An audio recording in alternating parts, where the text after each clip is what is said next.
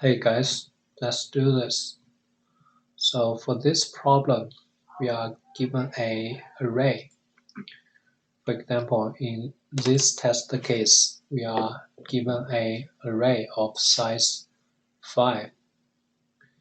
And the goal is to find a x so that when we add x into each of the items,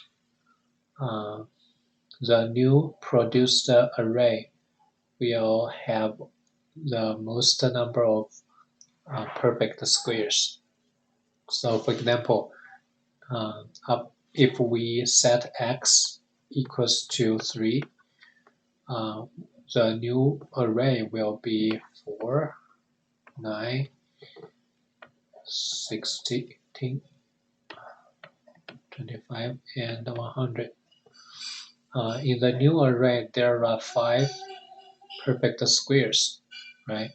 And that is the biggest number of perfect squares we can get for all the x, right? And we output 5 here. So that is the description of this problem. How do we solve it? So we are going to solve it in 2 steps.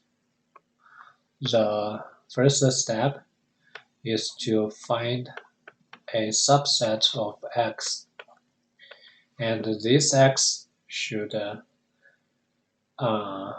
produce at least 2 perfect squares. And since there are only at most 50 numbers in the array, right? So there shouldn't be many of the x out there.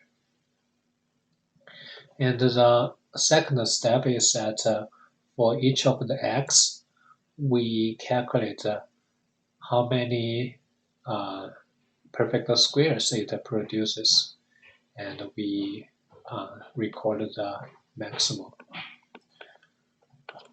right? So this step is really easy to implement. So our core obstacle is to solve this problem. How can we find the x that has at least 2 perfect squares, right? So again, we have A1 to n numbers, and we can iterate each of them, right? And thus we can iterate it twice so that we can get a AI and AJ, and these 2 numbers happens to be the numbers that produce perfect squares in the second array. So with that, we can create 2 equations. One is AI plus x equals to the first perfect square, and AJ plus x equals to the second perfect square. And we need to get all the candidates of the x here, right? How to do that? So basically, we can get the we can minus between these 2 equations. So the left side will become AI minus AJ equals to P squared minus Q squared. And transform it a little bit so that P minus Q equals to P plus Q. as we can see, both AI and AJ are integers. So this guy is an integer. So as P and Q, they are perfect square, so they are integers. So this guy is an integer and this guy is an integer. So with that, we can see that these two numbers are the factors of this number. So there shouldn't be many options for these two factors.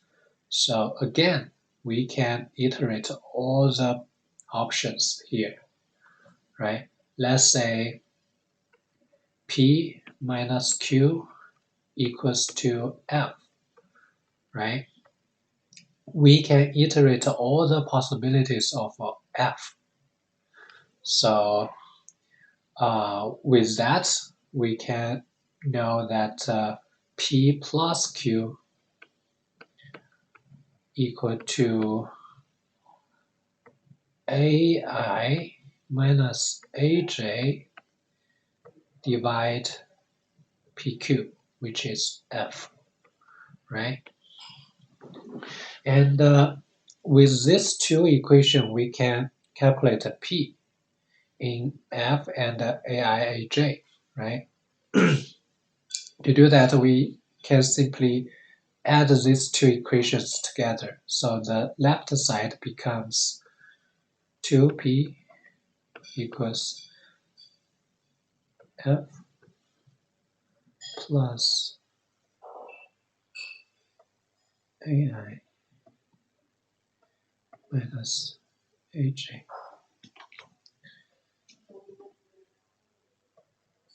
divided F. And we move this two to the right side.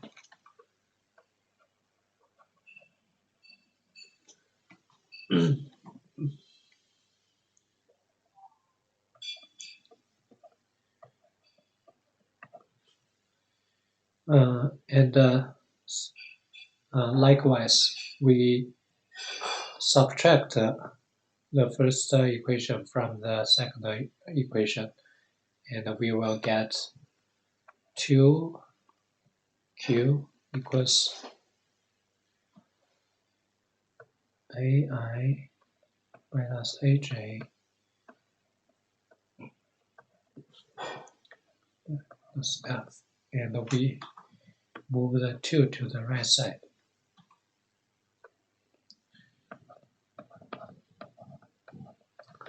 So the P and Q is in the form of AI, AJ, and F now. So we iterate AI and AJ and the possibility of F. So all these three numbers are known. So we can firmly calculate the result of P and Q here. And we need to make sure that these two numbers are integers and they are bigger or equal to 0, right? So that's it. In this way, we calculate P and Q. Then we can calculate X from P and Q, right? X simply equal to, from this equation, X equal to P squared minus AI, right? So in the end, we can get the one of the candidate of X, and with this X, we can calculate the number of perfect squares produced by the X, and we can compare all the X and record the maximum one, right? And we can get the final answer. So that's it. I think the most critical part of this problem is to simplify the problem into calculate um, the x that produce two perfect squares. So that's it. And thank you so much for watching. See you next time.